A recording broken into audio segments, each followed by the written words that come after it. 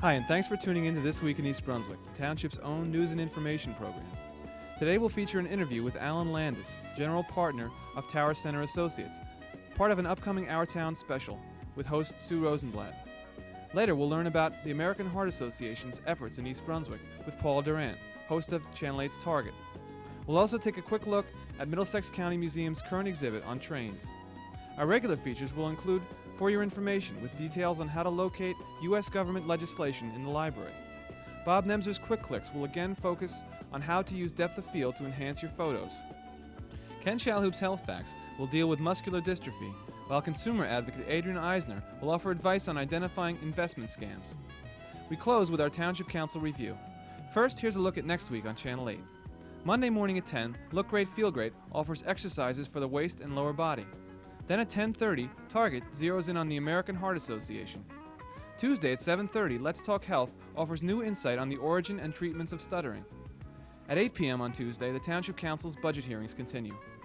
Then, Wednesday night at 7:30, Spotlight on Education with Dr. Joseph Sweeney looks at the high school's award-winning bicycle and wheelchair repair program.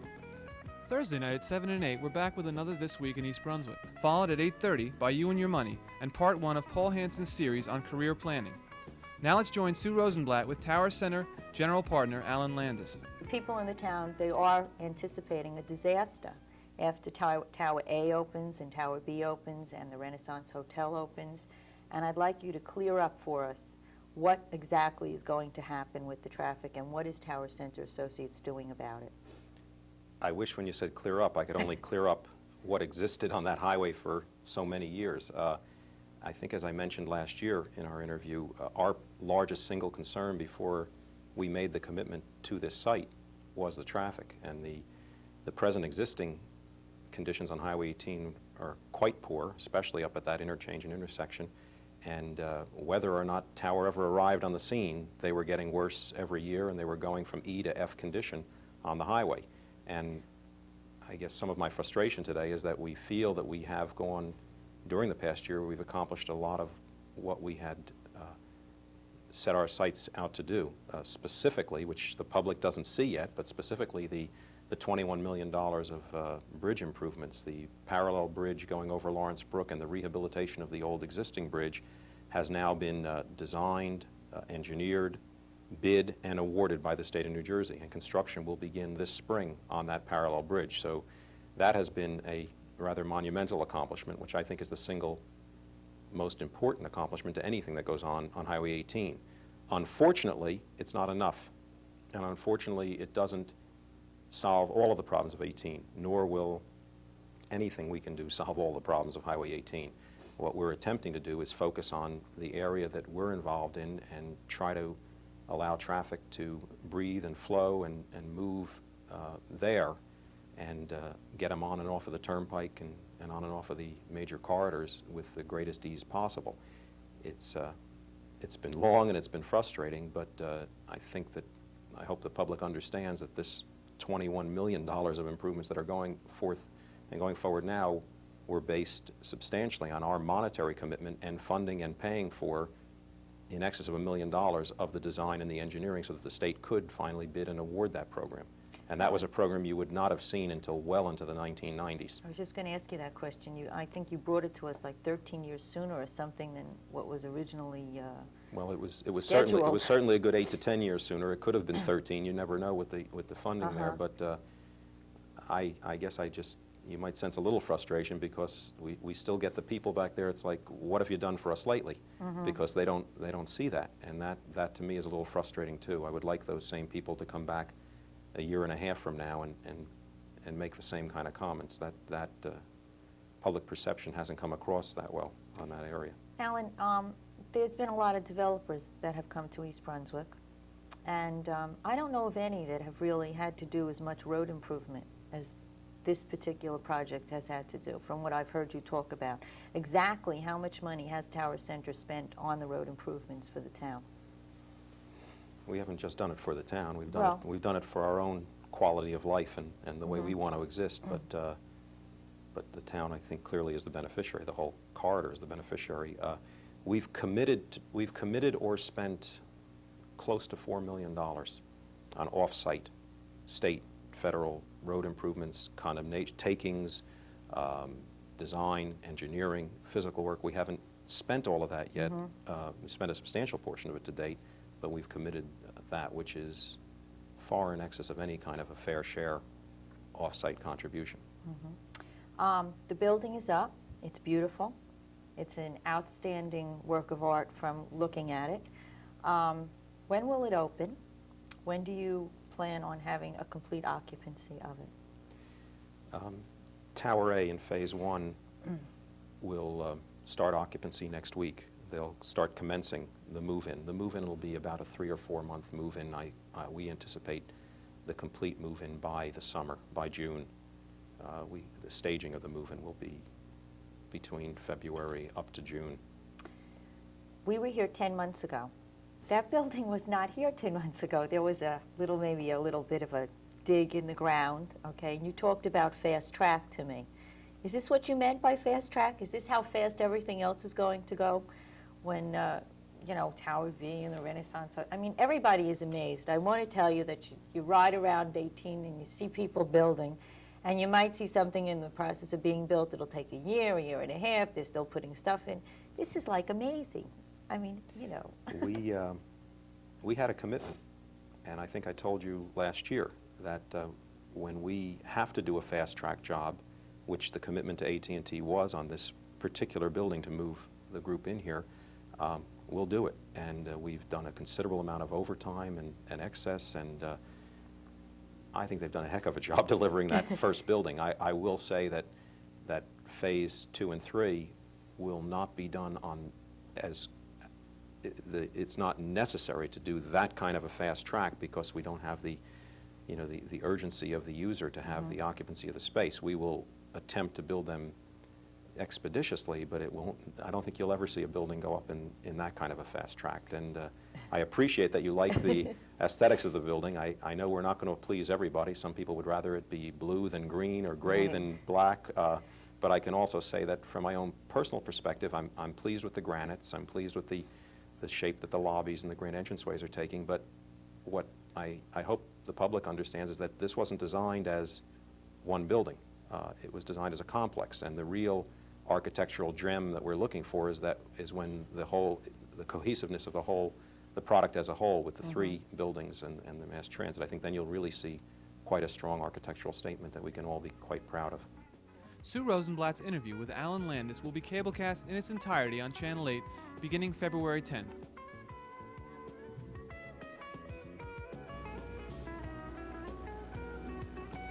Does the library have a copy of Senator Bill Bradley's latest tax reform bill? Hello, I'm Diane Hall, a reference librarian at the East Brunswick Public Library. Questions like this one are asked at our reference desk every day, yet many of our viewers are not aware of the wide range of information sources available here to answer such questions. Today, our question takes us to the library's collection of government documents on microfiche. The library is a depository for a wide variety of U.S. government publications, including all U.S. Congress, House and Senate hearings, reports, and bills. These congressional documents are available on microfiche, which can be read and photocopied on one of our microfiche reader printers. So, where can we find a copy of Senator Bradley's latest tax reform bill? This bill can be found in the Government Documents Microfiche collection. This piece of microfiche contains a copy of Senator Bradley's bill, which looks like this when a copy is made from one of our microfiche reader printers. If you have a question for the reference department, either stop by at our reference desk or call us at 390-6767. Hope to see you soon. Now, I believe your instructions were quite clear. You have not been doing what you were told, have you? Well, I didn't think I needed to. I felt okay. You mean just because you felt okay, you didn't do what you were told? Well, yes. I mean, help. Look, the American Heart Association wants you to know high blood pressure usually has no symptoms. If left untreated, it can lead to stroke or heart attack. Be sure to follow your doctor's advice. The American Heart Association, we're fighting for your life. Oh, that'd be very good for me. Paula Durant recently interviewed representatives of the American Heart Association, the group responsible for the commercial you've just seen. Here's some information about what the AHA is doing in East Brunswick. I know, Dr. Rolnick, that you're here not as a cardiologist to talk to us about the medical part of cardiovascular disease, but as a volunteer who's concerned about organizing our local community. And why don't you tell us some about how this has come to be and what, really why you're all here today? Okay, Paula. Well, I have served as a volunteer for about 20 years, and I have served for many years as president of the Middlesex County chapter of the American Heart Association. Over the last several years, we've undergone tremendous change at the state level, and it has now been decided that there will be no longer any county chapters of heart associations. Instead, in place of the county chapter concept, we decided to go to smaller units, like communities, like East Brunswick, in order to organize these communities to have their own little heart association unit. And they will be of different sizes. East Brunswick may be one size, another community, a smaller nature, may be a smaller size. Size is not the criteria. What we're looking for are sort of homogeneous communities who can do both fundraising and program to suit their needs and tailor the needs of their community.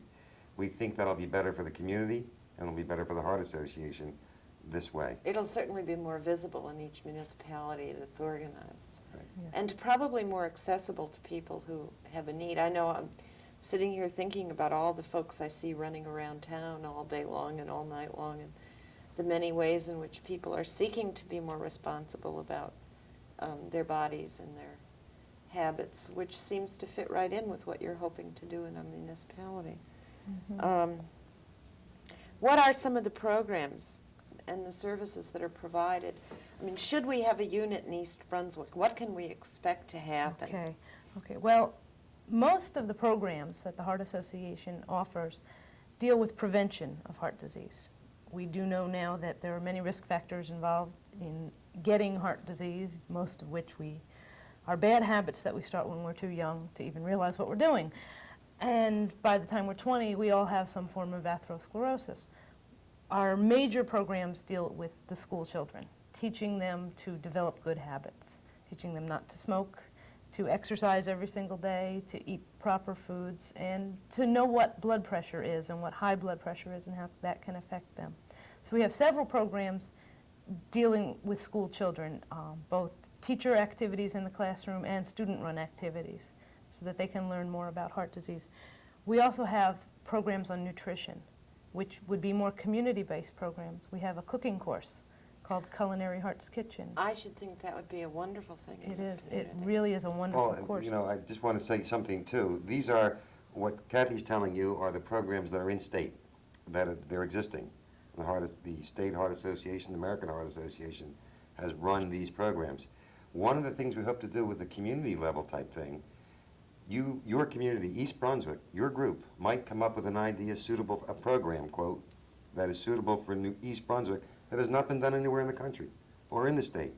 We are not going to sit back and say, you can't do that. We want input. This is one of the reasons for going community. Let us hear what you have to say. Maybe you've got a terrific program that would be good for East Brunswick, and then we can spread it around. So you're looking as well for innovation. Yes, the whole idea of community organization is that it's by the community and it's flexible. You know, it can be arranged to the needs, and that's really, I think, one of the main things with community organization. You know, there's some communities that are heavy in older people. They might have different needs. Some communities have nobody under 30 or over 50. They may have different needs. That's what we hope to do. Right. Some of the programs that we have for patients with heart disease, we have support groups, or we would like to start support groups in East Brunswick of heart patients, heart disease patients, and stroke patients. And also we have programs for professionals, nurses, exercise physiologists, to teach them more about heart disease and how to deal with patients with heart disease. For more information about the American Heart Association, call 685-1118 and watch Target in February when Paula Durant devotes an entire program to the subject. Now here's Bob Nemser with Quick Clicks.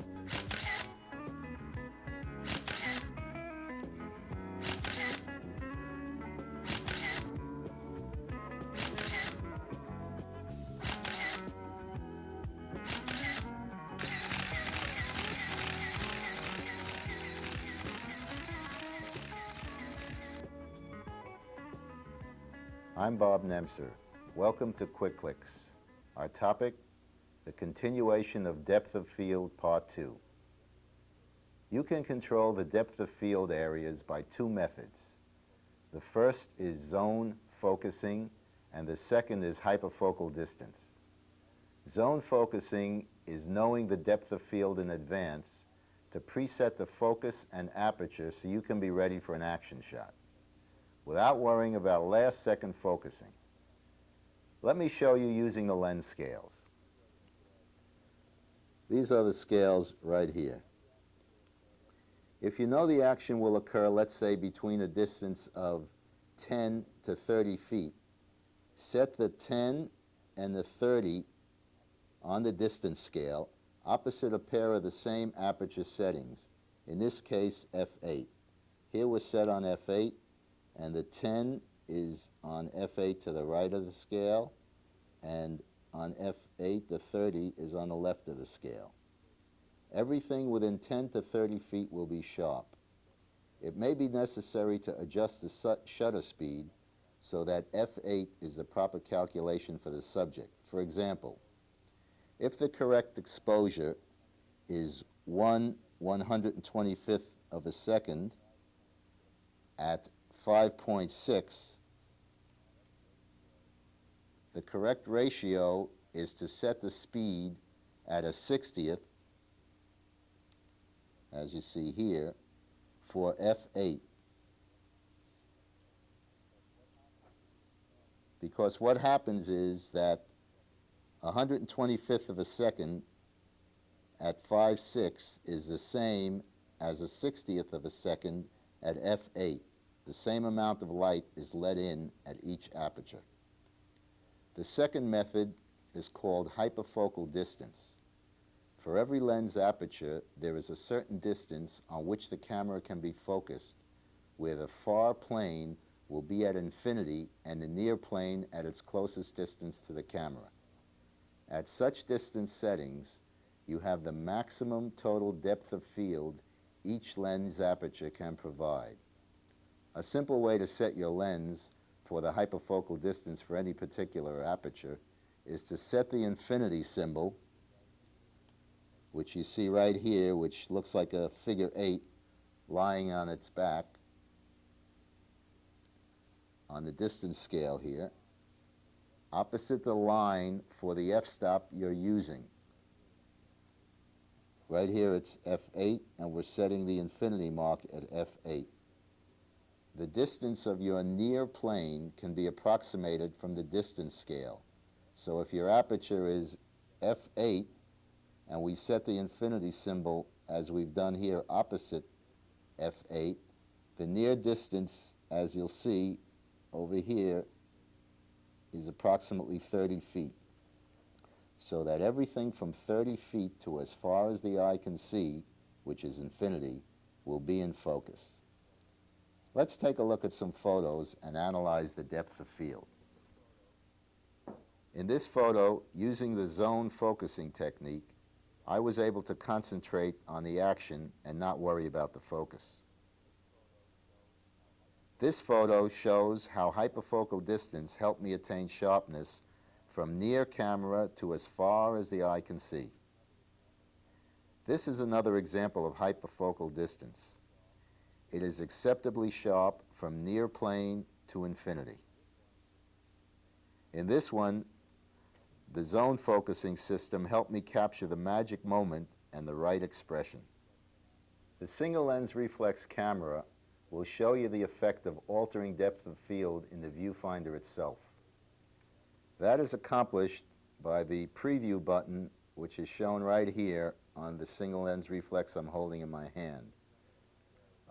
Most lenses today are automatic focus lenses, and what that means is that you focus your camera and preview your scene at the lens's widest opening, and at the moment you press the shutter, the lens mechanism stops down to the preset aperture. Now you could view what that preset aperture is before you snap the picture by pressing this preview button and looking through the viewfinder. And what that'll do is it'll tell you what your depth of field is, and you'll see what's in focus in the near plane and also at up to infinity. Thank you for joining us on this segment of Quick Clicks. What I'd like to ask you to do is, if there is any topic or subject that you would like to see us discuss in future shows, please contact the library. Either write or drop by or call Channel 8 Studio, and the phone number here is 390-6780. See you soon, and keep clicking.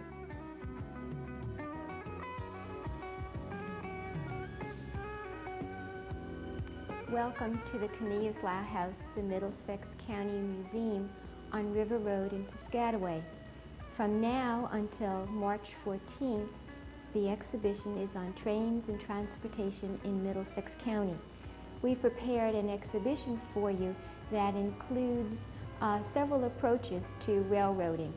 One is that you'll see models of some of the most famous trains that pass through this area. Another approach is with memorabilia such as calendars and actual bills of lading that were used during the height of the railroad period in Middlesex County.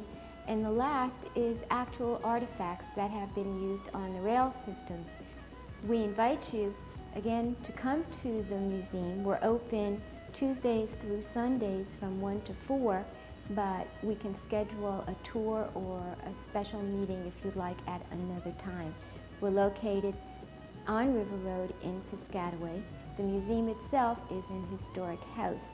The exhibition has been developed by the Middlesex County Cultural and Heritage Commission under the Board of Chosen Freeholders, and with the help of the National Railway Historical Society and the New Jersey Museum of Transportation.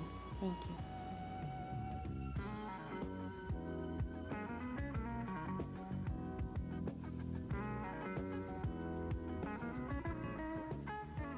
Somewhere on a piece of one arm of the X chromosome lies an area responsible for Duchenne muscular dystrophy, the most common form of the muscle wasting illness.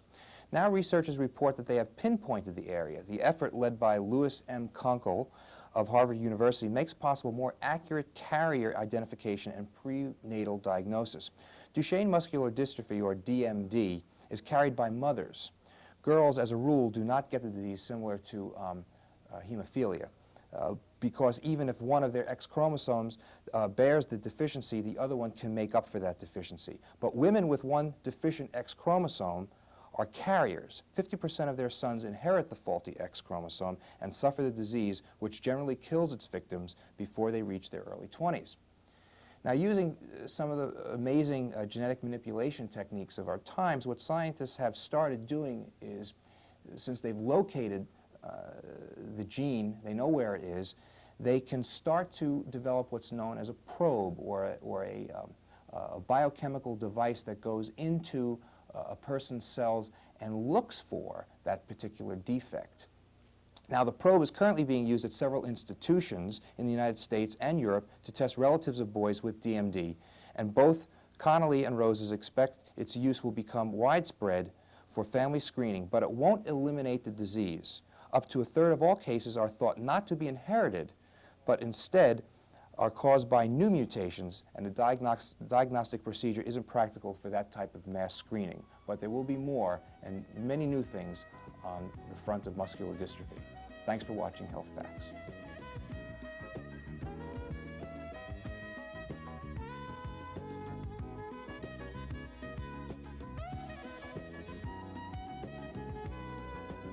Hello, and welcome to Consumer Aware. I'm Adrienne Eisner, Director of the East Brunswick Consumer Affairs Office. Beware the deal that sounds too good to be true. Ponzi's out there again, and he's attempting to get your money. The scheme is an investment swindle in which tremendous interest rates are given to initial investors out of funds of later investors. In the end, everyone involved, except the fraudulent investor, ends up losing all their money. The North American Securities Administrators Association recently announced the widespread return of the Ponzi con gang. It appears to be the largest single fraudulent act to threaten the American investor. In the last 3 years, $750 million were invested by thousands of Americans in 30 major known or suspected Ponzi schemes. These mass-scale schemes were based in 14 states and appear to involve investors in every state in the country. The Ponzi scam amounts to little more than robbing an army of new investors to pay a handful of original investors. As the number of initial investors grows and the supply of potential investors subsides, the promoters disappear due to the pressure from all investors to obtain the guaranteed interest payments. Most people who get involved in such a scheme end up losing all or most of their money. There are some fundamental guidelines to follow when investing. Be wary of fancy promises. Demand clear and detailed explanations of the investment vehicle. Check out the promoter's background. Ask for a prospectus. Verify all claims. And be skeptical of deals that cannot be checked out in person. If you stay alert, Ponzi schemes are easy to detect and avoid. However, even sophisticated investors have been known to let their guard down and fall victim to Ponzi promoters. Remember, the better the deal sounds, the more you should look into it. If you have any further questions about Ponzi schemes or any other consumer problems, please call us at the East Brunswick Consumer Affairs Office. We're there in the municipal building Monday through Friday from 9 a.m. until 5 p.m. The telephone number is 390-6954. Thank you for joining me on Consumer Aware. See you again next week. At this week's Township Council meeting, the Council adopted a bond ordinance providing for the acquisition of an aerial platform fire truck with equipment for use by Fire District No. 1 of East Brunswick. Later, during the public portion of this meeting, East Brunswick residents spoke out on the issues. First, Hyman Merson, a member of the Concerned Citizens of East Brunswick, read a prepared personal statement that dealt with the blight issue of Tower Center and the in lieu of tax payments. If Tower Center and AT&T want to join our community, let them come in on the same basis we did. We paid for our homes, we paid our full share of taxes, and we didn't ask for any special favors at the expense of someone else. Also, Irving Sporn addressed the council. At issue was enlarging the item detail of the council's agenda handout. Sporn has stated at past meetings that it is easier to ask intelligent questions if you can understand the council agenda. Council President Jerome O'Connor made a gallant effort to accommodate Mr. Sporn in the preparation of this week's agenda. Well, and I sat down with the agenda, and I found it extremely difficult to write a short synopsis of some of these items. Some of them are very self-explanatory and some aren't. Obviously, you're interested in those that seem to be cryptic, but anybody would be. But I found it rather difficult, given the time of the day, to sit down and write the synopsis. And I don't know how we're going to do it, but maybe there has to be some other way of getting that information across to the public. That's all for this week. Thanks for watching.